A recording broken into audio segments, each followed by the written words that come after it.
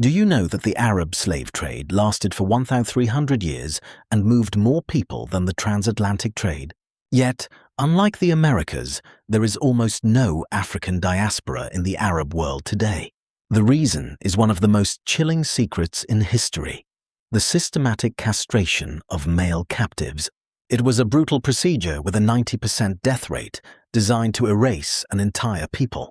This system was so deeply entrenched that Saudi Arabia only legally abolished slavery in 1962. To understand how this happened and why the world has never been told, we must travel back to the 7th century.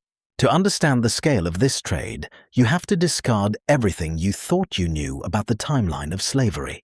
The European transatlantic trade operated for roughly 4 centuries. The Arab slave trade began in the 7th century, immediately following the Islamic conquests, and it continued legally and openly until the second half of the 20th century. That is 1,300 years of continuous human trafficking. Historians conservatively estimate that between 11 and 18 million African people were enslaved. Some scholars argue the true number was much higher, lost to the sands of the desert and the depths of the sea. While European ships focused on the west coast, Arab traders penetrated up to 3,000 miles into the African interior. They established fortified trading posts deep in the continent. They funded proxy wars between African kingdoms to ensure a steady supply of captives. Entire regions were depopulated, their societies hollowed out by centuries of constant raiding. The sheer duration of this trade meant that it became an inescapable economic reality for generations. It built the wealth of the Abbasid Caliphate, the Ottoman Empire, and the Sultanate of Oman. From the markets of Zanzibar to the auction blocks of Cairo and Baghdad, human beings were the ultimate currency. This was not a fringe practice, but the economic bedrock of a sprawling civilization. The logistics of moving millions of people across unforgiving terrain were brutal and highly organized. There were 3 main arteries of the Arab slave trade. The Trans-Saharan route moved captives from West and Central Africa to the markets of the Maghreb. The East African route shipped people from the Swahili coast across the Indian Ocean to Arabia and Persia. And the Nile Valley route funneled captives from Sudan and Ethiopia straight to Egypt.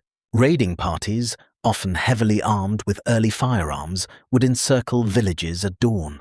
Those who resisted were slaughtered. The young and strong were bound.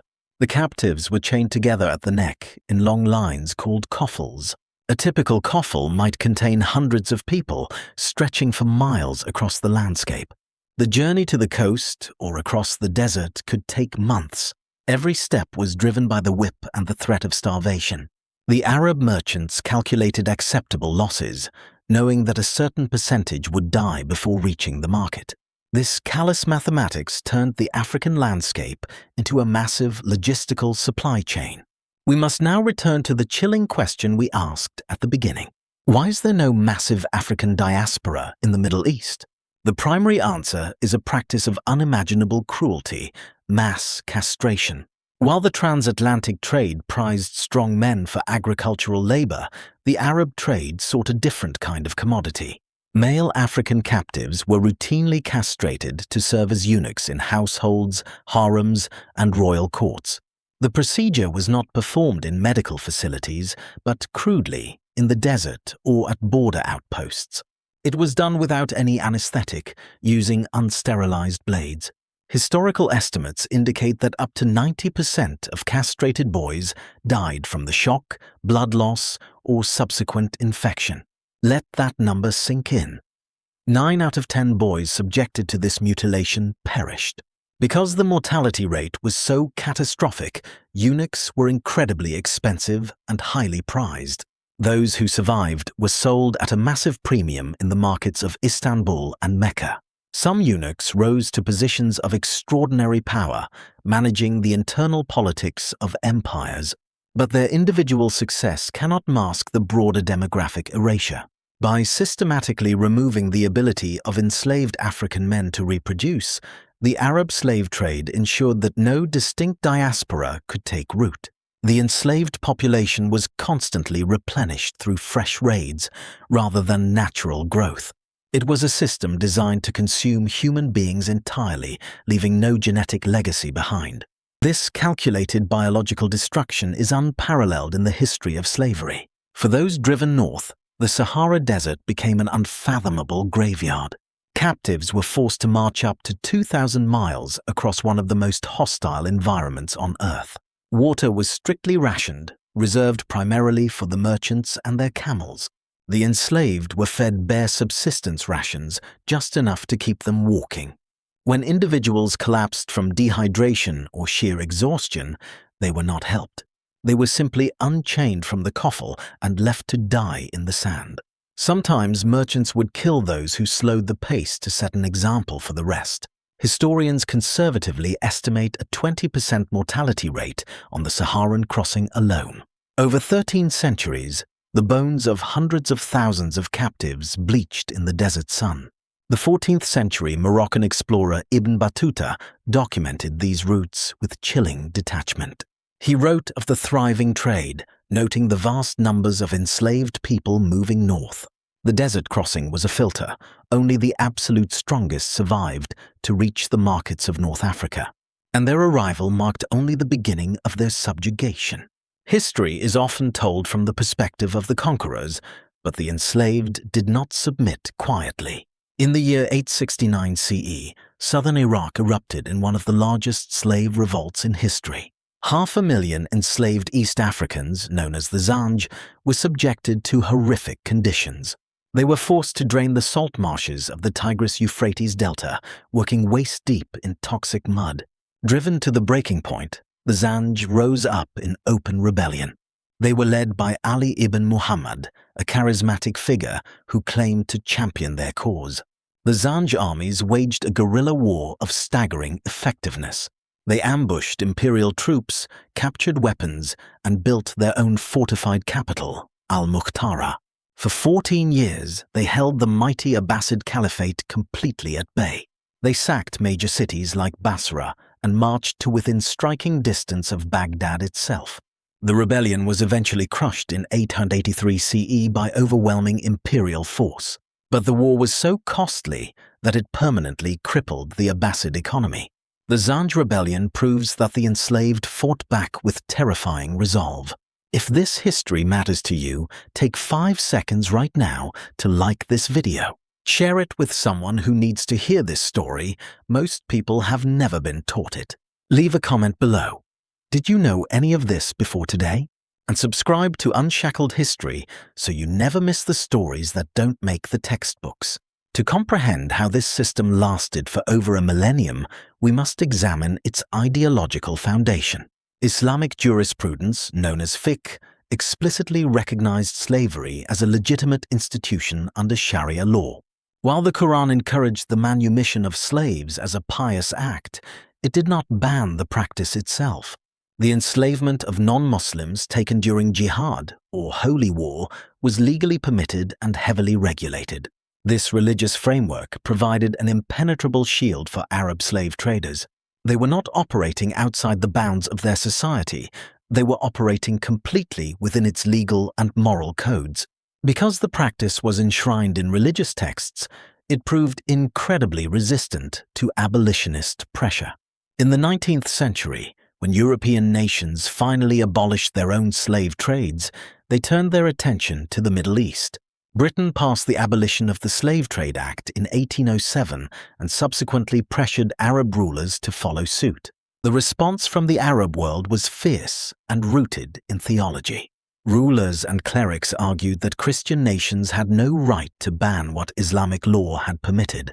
They viewed British abolitionist pressure not as a moral awakening, but as an imperial attack on Islam itself.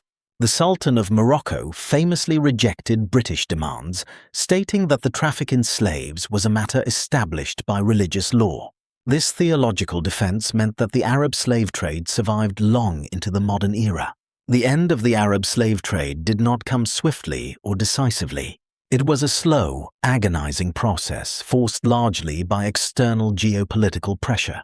Egypt nominally abolished the trade in 1877, but enforcement was weak and the black market thrived. Sudan followed in 1924, again under heavy British colonial pressure. But the most shocking timeline belongs to the Arabian Peninsula itself. In Saudi Arabia, slavery remained completely legal until 1962. Let that sink in. The year 1962. John F. Kennedy was President of the United States. The space race was underway, and humans were still being legally bought and sold in Riyadh. The abolition decree in Saudi Arabia was largely a response to pressure from the United Nations and Western allies. And even then, it took decades for the reality on the ground to change. The African nation of Mauritania did not make slavery a criminal offense until 1981. It was the last country on earth to legally abolish the practice. The formal laws may have changed, but 13 centuries of exploitation leave deep cultural scars. Today, we see the echoes of the Arab slave trade in the modern kafala system. Across the Gulf states, millions of migrant workers are tied to sponsors with no legal right to leave their employment or the country. Human rights organizations routinely describe these conditions as modern-day slavery, and the horrors of the open market have not entirely vanished.